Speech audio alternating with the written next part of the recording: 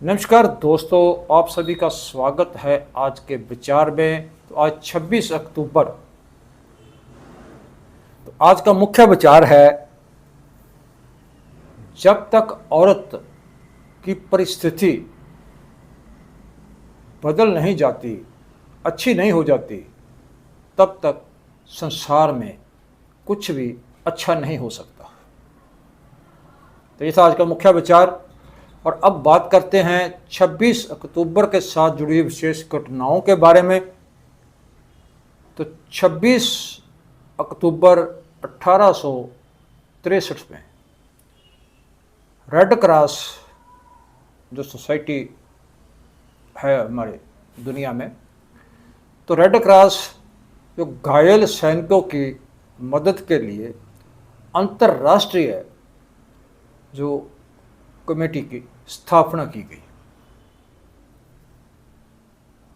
समिति की जो स्थापना की गई 26 अक्टूबर 1884 को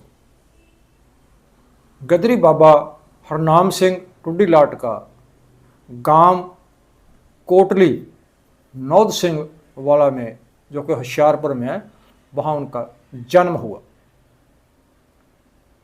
26 अक्टूबर 1977 में चेचक रोग का अंतिम केस जो दर्ज किया गया, रिपोर्ट हुआ। 26 अक्टूबर 1890 आज़ादी के सक्रिय क्रांतिकारी गणेश चंद्र विद्यार्थी का इलाहाबाद में जन्म हुआ। 26 अक्टूबर 1934 को बंगाली क्रांतिकारी नरमल घोष को फांसी दी गई। 26 अक्टूबर 1947 में कश्मीर के राजा हरि सिंह ने कश्मीर को भारत में जो सा शामिल करने का ऐलान किया। 26 अक्टूबर 1999 में सुप्रीम कोर्ट ने उम्र कैद की जो सज़ा थी वो 14 वर्ष मुकर्रर की तय की गई। तो 26 अक्टूबर 2006 को घरेलू हिंसा कानून जो कि 2005 में लागू हुआ था। 26 अक्टूबर 2008 प्रसिद्ध पंजाबी लेखक प्रोफेसर प्रीतम सिंह का देहांत हुआ। तो ये थे 26 अक्टूबर के साथ जुड़ी हुई विशेष घटनाओं के बारे में जानकारी। तो अब बात करते हैं घरेलू हिंसा के बारे में और उस कानून के बारे में। तो घरेलू हिंसा कानून जो है, इस कानून के अनुसार घरेलू हिंसा को गैर कानूनी करार दिया गया। घरेलू हिंसा, मगर घरेलू हिंसा अक्सर वो घरेलू मुद्दा बना दिया जाता है और औरत इसके खिलाफ अगर आवाज़ उठाती भी है, उसके चरित्र, उसके धैर्य और उसकी क्षमता के ऊपर ही प्रश्न चिन्ह ला दिए जाते हैं। तो सुप्रीम कोर्ट ने एक ऐतिहासिक फैसले के माध्यम से बालिग पुरुष को हटाकर घरेलू हिंसा कानून का जो परिमाध्य था, जो विशाल कर दिया। तो जिस कारण किसी औरत के खिलाफ अगर हिंसा या उसका किसी प्रकार का शोषण होता है, तो इस मामले में औरत और नाबालिगों के खिलाफ मुकदमा चलाने का मध्य सत्र जो कर दिया गया। तो संसार में अब तक 10 से 15 करोड़ लड़कियों और औरतों के साथ, चाहे वो किसी देश की जंग हो, धार्मिक झगड़ा हो, सामाजिक झगड़ा हो किसी भी प्रकार का झगड़ा हो तो उसमें सबसे ज़्यादा जो शिकार है वो औरतें होती हैं। जुल्म का जो शिकार है वो औरतें होती हैं। औरत के साथ सबसे ज़्यादा ज्यादती की जाती है इन झगड़ों में। तो अब तक 10 से 15 करोड़ औरतों को इसका निशाना जो बनाया जा चुका है।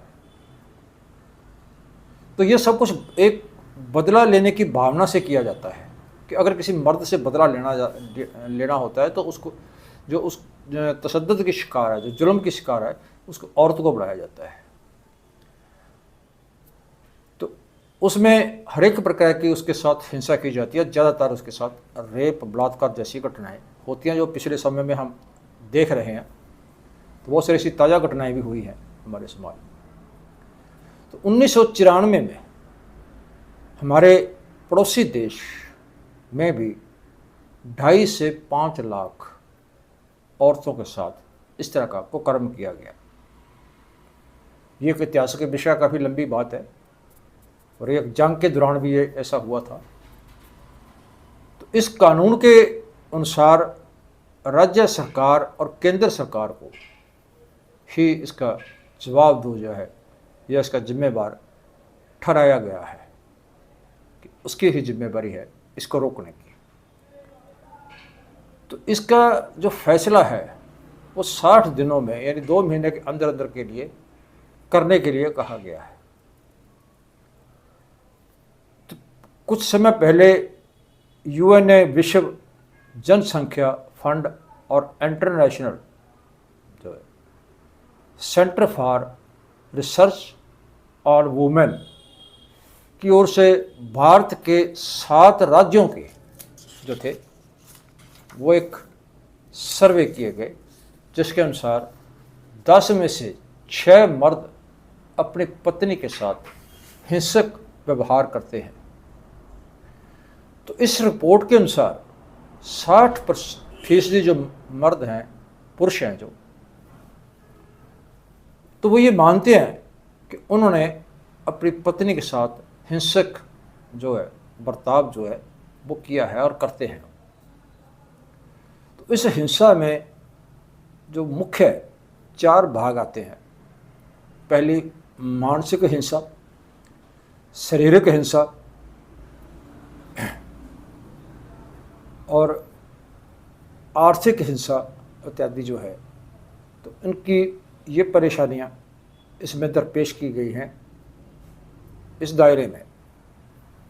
तो भारत में 5 करोड़ औरतों को अपने ही घर में हिंसा का सामना करना पड़ता है, हिंसा का शिकार होना पड़ता है।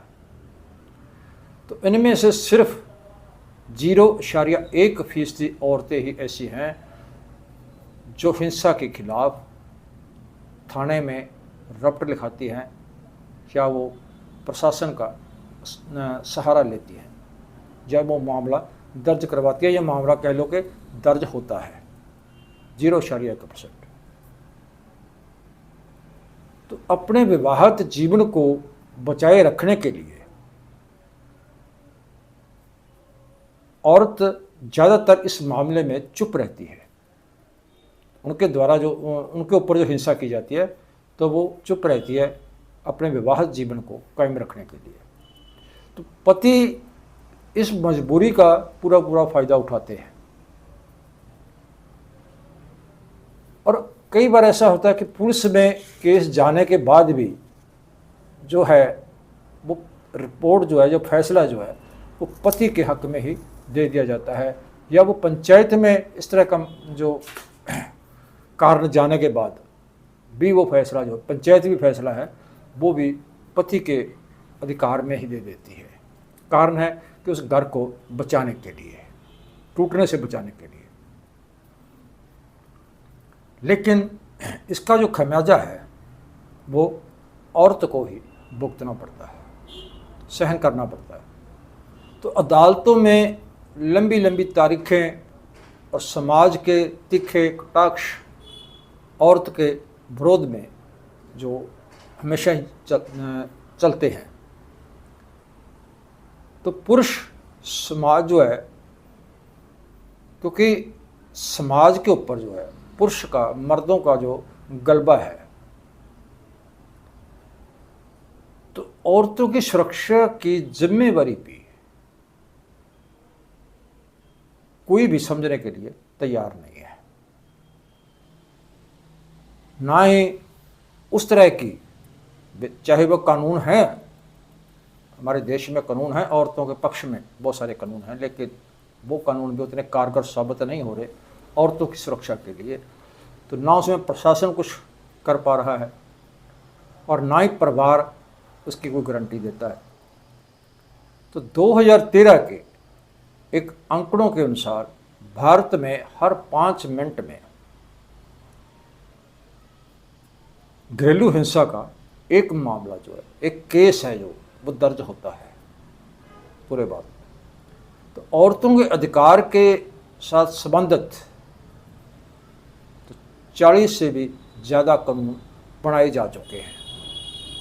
तो 2008 में इसमें हिंसा के खिलाफ भारत में घंटी बजाओ अभियान भी शुरू किया गया था, जिनमें औरतों को, जब तक औरत को जो सामाजिक, पारिवारिक और प्रशासनिक सुरक्षा नहीं मिलती और उनके साथ जाति करने वाले लोगों को, तशद्दुद करने वाले लोगों को, अत्याचार करने वाले लोगों को, दोषियों को सज़ा नहीं दी जाती और पूरा समाज औरत के प्रति अपनी सोच को नहीं बदलता, तब तक औरत आज़ादी का आनंद नहीं ले सकती। या कह सकते हैं कि औरत तब तक औरत को आज़ाद नहीं कहा जा सकता। फिर भी आज दुनिया के जो 13 देश ऐसे हैं जहां औरतें शासक हैं, औरतें शासन कर रही हैं। हमारे देश में भी औरतों ने शासन किया, बड़े बड़े पद पर औरतें बैठी हैं, MLA, MP, मुख्यमंत्री, प्रधानमंत्री। मगर फिर भी जो औरत के प्रति हिंसा का जो रुझान है वो कम नहीं हो रहा और बराबर औरतें जो है घरेलू हिंसा का शिकार होती रहती है। तो ये था औरतों के बारे में। अब बात करते हैं क्रांतिकारी गणेश शंकर विद्यार्थी के बारे में। तो गणेश शंकर विद्यार्थी जो कि इलाहाबाद के में मतलब वो जन्म हुए, तो गणेश शंकर विद्यार्थी इलाहाबाद ने अपनी आर्थिक, सामाजिक और कई मुश्किलों के चलते हुए हिंदी और फारसी में और उर्दू में शिक्षा ग्रहण की। तो उन्होंने अपने संपादक जीवन की शुरुआत एक कर्मयोगी नाम की पत्रिका से शुरू की उन्होंने। तो समय समय पर उन्होंने स्वराज, अभ्यास, हितवार्ता इत्यादि जो थे आर्टिकल और कुछ टिप्पणियाँ भी उन्होंने लिखी। तो मुख्य तौर पे प्रताप नाम का एक पत्रिका का उन्हें संपादन किया, जो विशेष तौर पे उन्होंने किया था। तो उनका लोक पक्ष का जो किरदार और युद्धस्त की सोच के कारण उनका प्रताप समाज की अभिव्यक्ति का उन्होंने केंद्र बना दिया। तो इसका जो विषय वस्तु, भूमिका और इसका विशाल प्रचार प्रसार की गिनती को देखते हुए उसको हिंदी का पहला जो कौमांतरी पत्रिका कहा जा सकता है प्रताप को। इस के अंदर जो आर्टिकल, लेख, पत्र जो लिखे गए वो देश को, लोगों को एक क्रांतिकारी संदेश देने वाले संदेश थे, वो आर्टिकल थे उनके। तो उस पत्रिका ने एक बहुत ही महत्वपूर्ण भूमिका जो अदा की। तो विद्यार्थी जी एक निडर आर्टिकल लिखने के साथ साथ वो मजदूर और किसानों के जो संघर्ष थे उस समय चल रहे थे, उसमें भी भाग लेने के कारण वो कई बार जेल भी गए। हिंदू कौमवाद, जात पात और कट्टरता, हथियारबंद जो संघर्ष और इनकलाब के सवालों के ऊपर वो समय समय पर अपनी समझ को लोगों के सामने रखते रहे। तो फिरका परस्ती की समस्याओं के ऊपर उन्होंने जिन्ना, लाजपत राय, सावरकर और भाई परमानंद की भी उन्हें काफ़ी आलोचना की। तो कई सवालों पर उन्होंने कांग्रेस का भी विरोध किया। तो उनका जो हथियारबंद संघर्ष के माध्यम से इनकलाब के मसले पर उनके मतभेद थे। तो ये मतभेद होने के कारण बावजूद भी शहीद भगत सिंह, चंद्रशेखर आज़ाद और जितने भी क्रांतिकारी थे, तो गणेश जी ने उनका साथ दिया। तो पत्रिका में उनके जो थे विशेष, उनके जो लेख थे, जैसे भगत सिंह भी लिखा करते थे, तो उनके लेखों को एक विशेष मुख्य स्थान दिया। तो 1925 में कानपुर के 25,000 मजदूरों की मजदूरी के प्रश्न पर जब हड़ताल का उन्होंने नेतृत्व किया, तो बेशक उनकी सोच जो थी वो मार्क्सवादी नहीं थी, और उसकी सोच मार्क्सवादी ना होने के बावजूद भी उन्होंने जो रूस में इनकलाब हुआ था उनका उन्होंने स्वागतम किया। तो ये था आज का विचार। कैसा लगा? अच्छा लगा? इसको ज़्यादा से ज़्यादा लाइक शेयर करना, कमेंट करके अपने विचार जरूर देना दोस्तों। और अभी तक अगर आपने चैनल को सब्सक्राइब नहीं किया तो चैनल को सब्सक्राइब जरूर कर लेना, ताकि हर दिन आने वाली नई जानकारी का नोटिफिकेशन आप तक पहुंचता रहे। कल फिर मिलते हैं किसी ऐसे ही एक और नए विचार पे।